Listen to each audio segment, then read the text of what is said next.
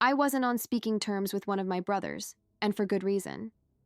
He tried to start a fist fight with my now husband, and his wife threatened to shoot me. At the time, we were engaged, and I made it clear to both my brother and the rest of the family he wasn't invited to the wedding.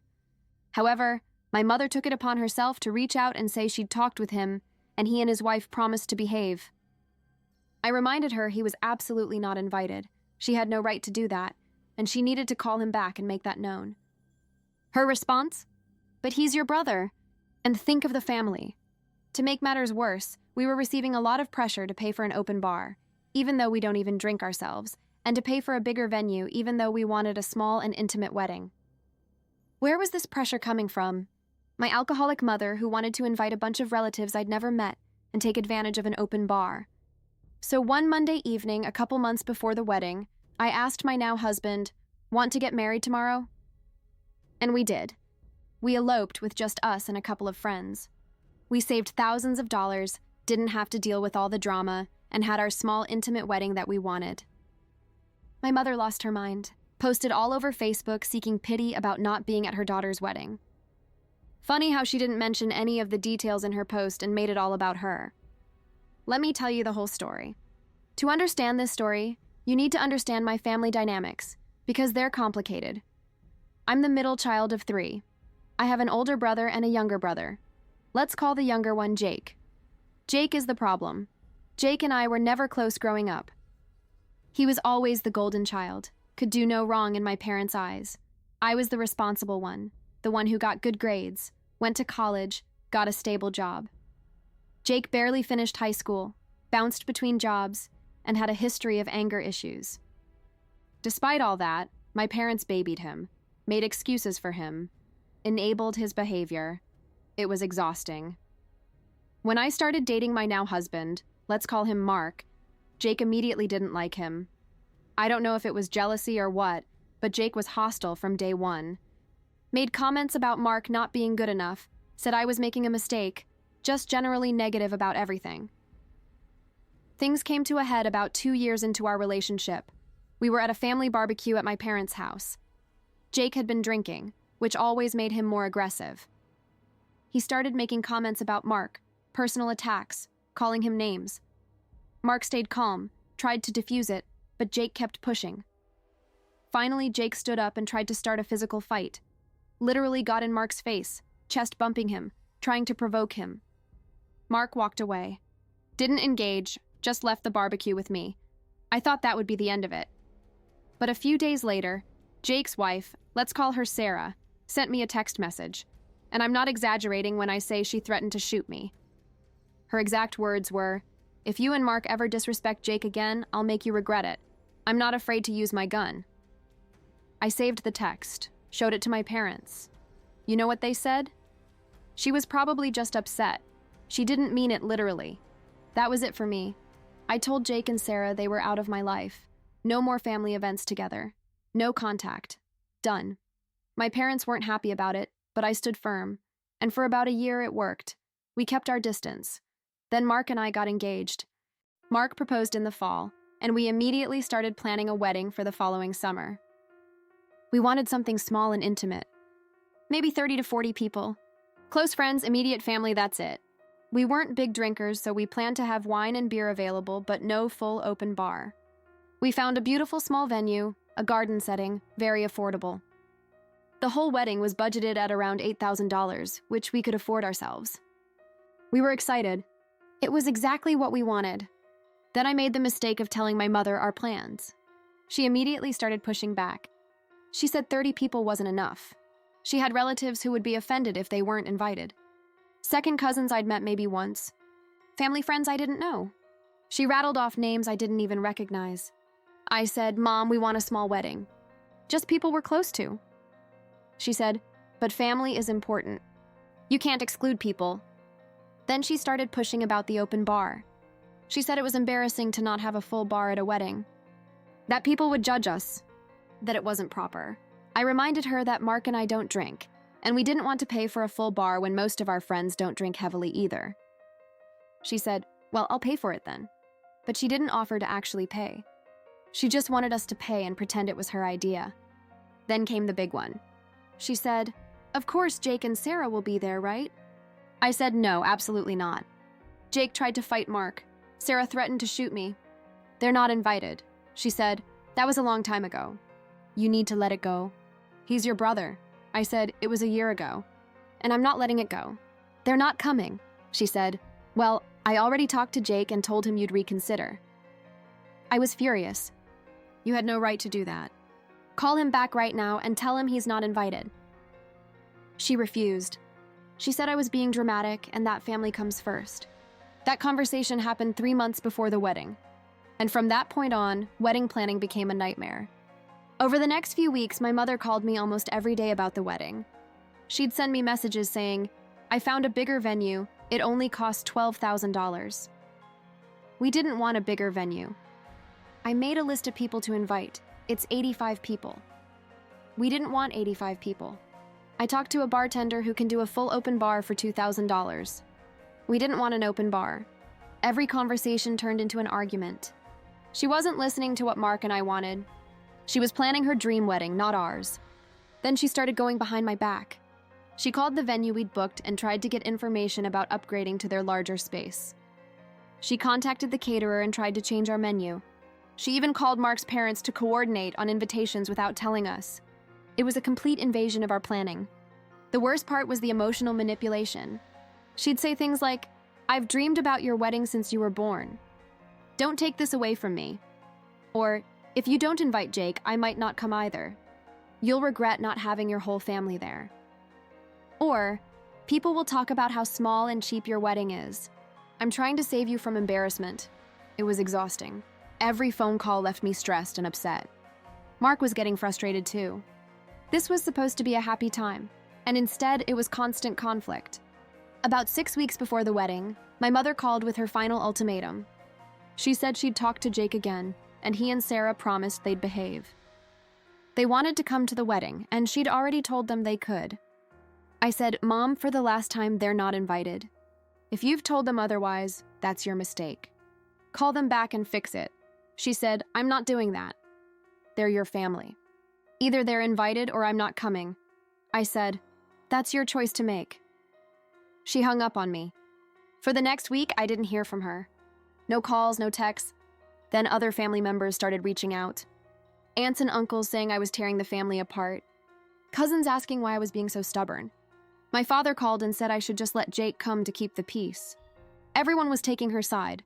Nobody was listening to me about why Jake and Sarah couldn't be there. I was done. Completely done. It was a Monday evening, about 2 months before the planned wedding date. Mark and I were sitting on the couch, both exhausted from another day of family drama. I looked at him and said, "What are you doing tomorrow?" He said, "Hanging out with you, why?" I said, "Want to get married?" He looked at me like I was joking. Then he realized I wasn't. He said, "Are you serious?" I said, "Yes, let's just do it. Let's go to the courthouse, get married, and be done with all this. I'm so tired of fighting about a wedding that's supposed to be about us." He thought about it for maybe 10 seconds. Then he smiled and said, "Hell yeah. Let's do it." We both started laughing. It felt like this huge weight had just lifted off our shoulders. We looked up the requirements for getting married in our state. We'd need a marriage license, which we could get the next day. Then we'd need someone to officiate. We called 2 of our closest friends, explained the situation, and asked if they'd come be our witnesses. They were thrilled. One of them was actually ordained online and could officiate. Perfect. Tuesday morning, we got dressed in nice clothes. Nothing fancy, just dress clothes we already owned. We went to the courthouse, got our marriage license, and then we all met at a local park. It was beautiful, simple, just us, 2 friends, and the ceremony. We wrote our own short vows. We exchanged rings we'd already bought for the big wedding. Our friend officiated, said some lovely words, and declared us married. The whole thing took maybe 20 minutes. And it was perfect. Exactly what we wanted. Intimate, meaningful, no drama, no stress. After the ceremony, we went to a nice restaurant for lunch. The 4 of us celebrated together. We took some photos in the park. We laughed. We were happy. We went home that afternoon as a married couple. We'd saved ourselves from months of additional stress. We'd saved thousands of dollars. And we'd gotten exactly the wedding we wanted. Now came the hard part. Telling our families. We decided to wait a few days before telling anyone. We wanted to enjoy being newlyweds without the drama for at least a little while. But by Thursday, we knew we had to say something. The official wedding date was still 2 months away, and people were going to start asking questions about final details. We started with Mark's parents. They were disappointed they hadn't been there, but they were also understanding. They knew about all the drama with my family. They said congratulations and told us they were happy for us. Then we told my dad. He was quiet for a moment, then said, "I get it. Your mother has been out of control about this. I'm sorry you felt like this was your only option." I said, "It wasn't our only option. It was our preferred option. We got the wedding we wanted." He said, "Well, congratulations. But your mother is going to lose it." He was right. We called my mother that evening. Mark and I were both on the phone. I said, "Mom, we need to tell you something. Mark and I got married on Tuesday." Silence. For a solid 10 seconds, nothing. Then she exploded. "What?" I said, "We eloped." We had a small ceremony with just 2 friends. It was exactly what we wanted. She said, "You got married without me? Without your family? How could you do this to me?" I said, "Mom, you've been trying to control every aspect of our wedding. You invited people we specifically said weren't welcome. You ignored every boundary we set. This wasn't about you. This was about us." She said, "I'm your mother. I have a right to be at my daughter's wedding." I said, "You had that right. But you chose to prioritize Jake over respecting our wishes. You threatened not to come if Jake couldn't come. So we decided we'd rather have a peaceful wedding without either of you." She started crying, then yelling, then guilt-tripping. It was a whole cycle. She said I'd regret this, that I'd ruined her dreams, that I was selfish and cruel. I let her vent for a few minutes, then I said, "Mom, this decision is final. We're married. We're happy. You can either accept it and move forward, or you can stay angry. That's up to you," and I hung up. The next day, my mother took to Facebook. And oh boy, did she make it dramatic. She posted this long, emotional message about how heartbroken she was to miss her daughter's wedding. How she dreamed about this day for years. How she couldn't believe her daughter would get married without her. She made it sound like we'd excluded her out of cruelty, like we'd intentionally hurt her. She said she didn't know what she'd done wrong to deserve this. The comments section filled up with sympathy. People saying how awful we were. How disrespectful. How family should come first. What she didn't mention in her post. That she'd tried to force us to invite my brother, who'd been violent. That she'd ignored every boundary we set about the wedding. That she'd threatened not to attend if we didn't invite Jake. That she'd been trying to control every detail despite it being our wedding. Nope. None of that context. Just poor her, the victim mother who missed her daughter's wedding. I didn't respond publicly. I didn't engage. But several of my friends who knew the full story did comment, gently pointing out that there was more to the story. My mother deleted those comments and blocked those friends. Over the next few weeks, she continued to post about it. Vague, sad posts about being hurt by family. Quotes about forgiveness and moving on. It was all very performative. Meanwhile, Mark and I were living our best lives. We were happily married. We'd saved about $7,000 by not having the big wedding. We used that money to go on an amazing honeymoon to Hawaii. We posted pictures from our honeymoon. We looked happy and in love. And slowly, people started realizing that maybe my mother's version of events wasn't the full story. Some family members reached out to ask what really happened. I told them. Some understood. Some still sided with my mother. I made peace with the fact that some relationships would be damaged by this. But you know what? We have no regrets, none. We got exactly the wedding we wanted. We didn't have to deal with family drama on what was supposed to be the happiest day of our lives. We didn't have to worry about Jake starting a fight or Sarah making threats. It was perfect. Simple, intimate, drama-free, and perfect. My mother and I didn't speak for about 6 months after that. Eventually, my dad convinced her to reach out and apologize. Sort of. She said she was sorry I felt hurt, which isn't really an apology, but it was something. We're on speaking terms now, but our relationship has changed. I have much firmer boundaries, and she knows that if she crosses them, I won't hesitate to cut contact again. Here's what I learned from this whole experience. Your wedding is about you and your partner. Not your parents, not your extended family, you. If people are trying to control your wedding, take back control. Set boundaries, and if they won't respect those boundaries, make decisions that protect your peace Eloping isn't for everyone, but it was absolutely right for us. We got married on our terms, surrounded by people who genuinely supported us, without any drama or stress. And honestly, I wish we'd done it sooner.